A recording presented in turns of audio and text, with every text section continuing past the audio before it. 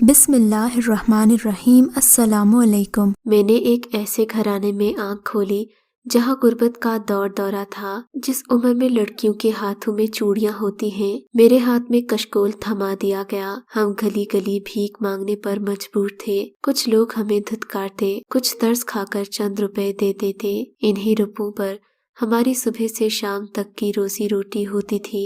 جبکہ اب میں بڑی ہو رہی تھی، مجھے لوگوں کی کاٹتا نظریں بھی دیکھنے کو ملتی۔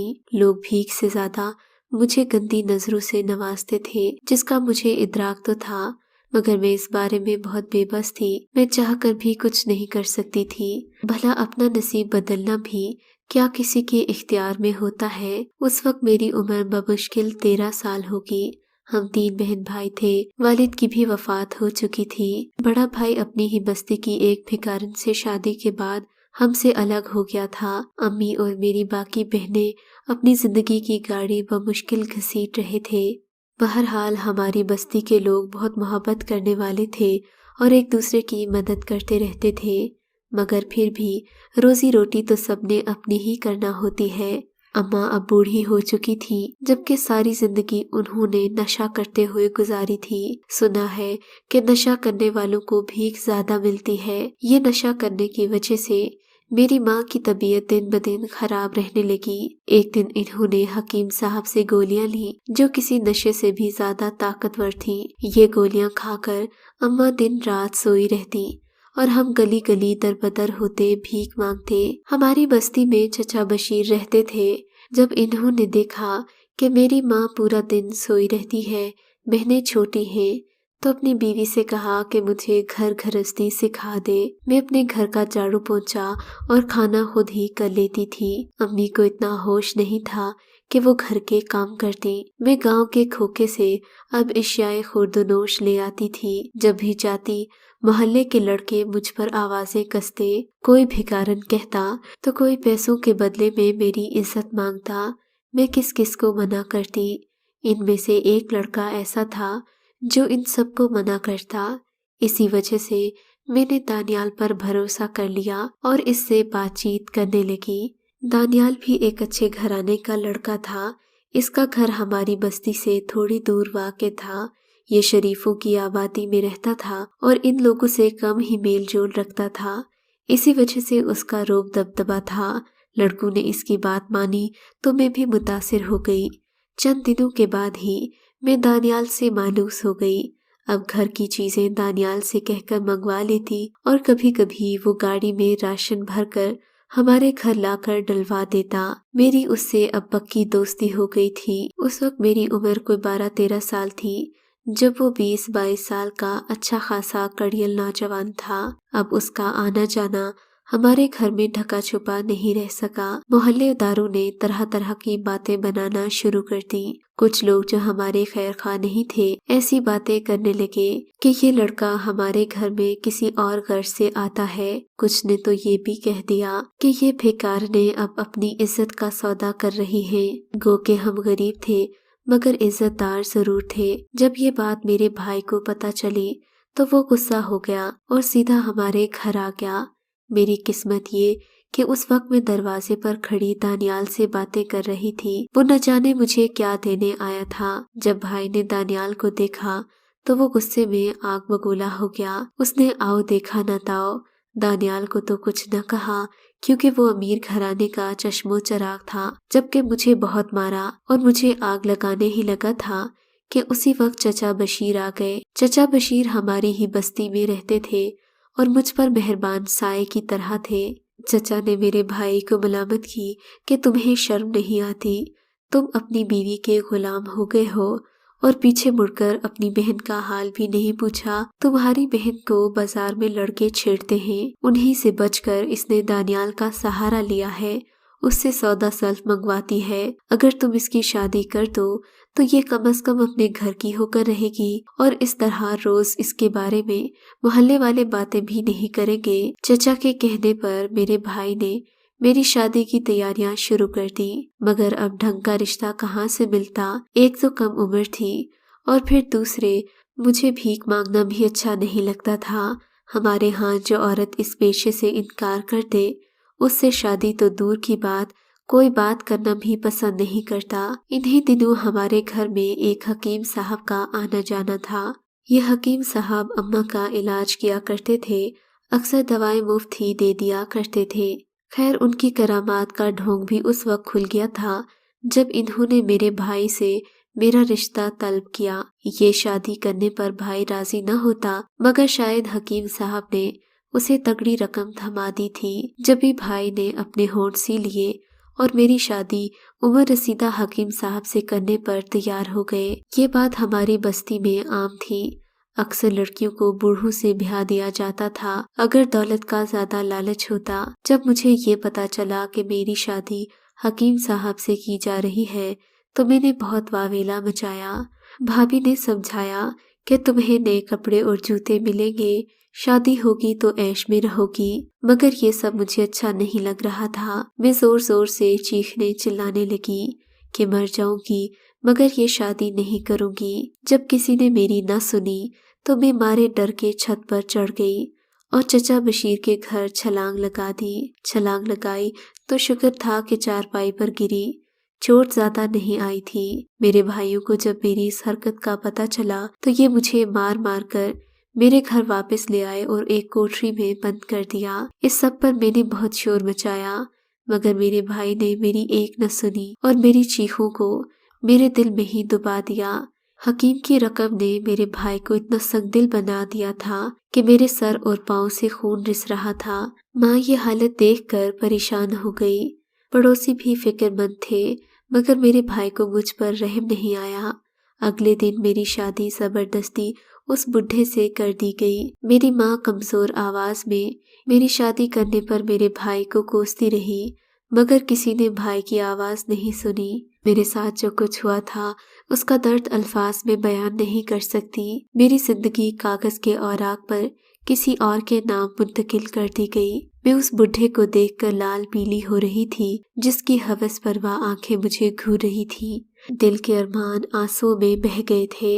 मेरी अम्मी मुझे बताती थी कि बेटी तुम्हें तो कोई शहजादा लेने आएगा जो सफेद घोड़ी पर सवार होगा, वो तुम्हारा हम सफर होगा। ये मेरा क्या हम सफर हुआ जिसके बाल सफेद थे, अपने पीले दांतों, लाल आंखों और ढोल जैसी पेट के साथ वो मुझे किसी देव से कम नहीं लग रहा था। मेरी खुशियों और मेरे हक पर डाका डाला जा रहा था।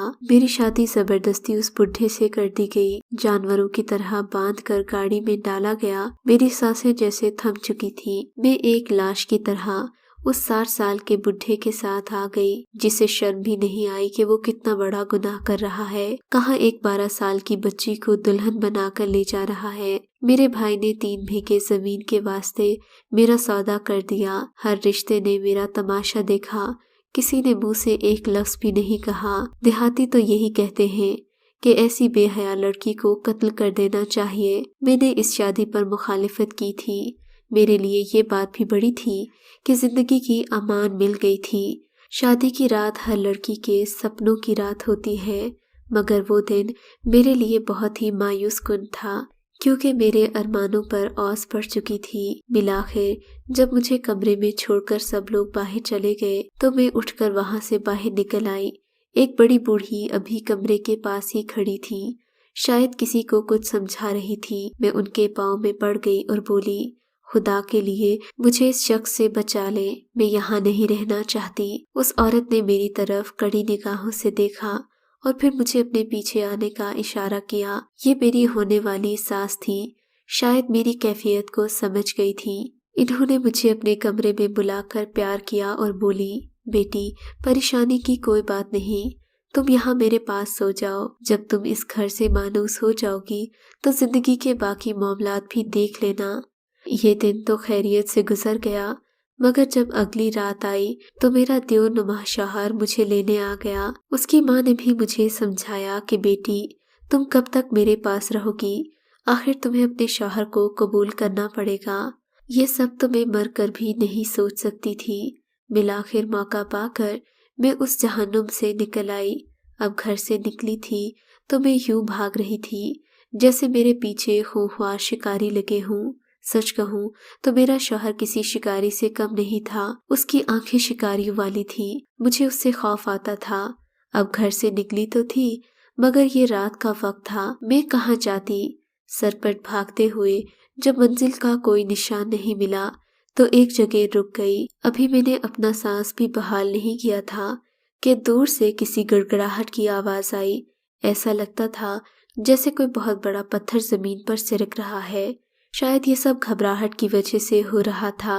ये आवाज सुनते ही मैंने दोबारा भागना शुरू कर दिया। भागते भागते मैं उस वक्त रुकी जब मुझे एक गाड़ी की टक्कर लगी। उसके बाद कुछ होश नहीं रहा कि मैं कहाँ चली गई। जब मुझे होश आया तो मैं एक बड़े से जहाजी साइज के बेड पर लेटी हुई थी। नर्म रेशमी बिस्तर बिछे थे, जबकि मेरे कपड़े भी तब्दील हो चुके थे।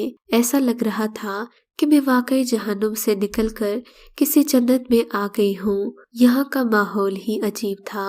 सुर्ख रेशमी पर्दे जा बजा लटके हुए थे, जबकि मेरा लिबास भी बहुत उम्दा था। पूरा कमरा खुशबू से महक रहा था। मैं नहीं जानती थी थोड़ी देर ही गुजरी होगी कि एक ख्वाजा सरानुमा आदमी मेरे कमरे में आया। ताली बजाकर मुझे बाहर आने का इशारा किया। मैं किसी रोबोट की तरह चलती हुई उसके पीछे पीछे आ गई। वो एक कमरे में दाखिल हुआ। इस कमरे में एक बड़ा सा टीवी लगा हुआ था, जबकि बाकी सोफे और बेड वगैरह तरतीब से बिछाए गए थे।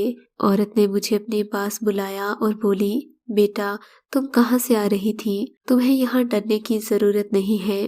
तुम हमारे हाथों में महफूज हो, जहाँ कहोगी पहुँचा देंगे। बड़ी बी की बात पर मैंने रोना शुरू कर दिया।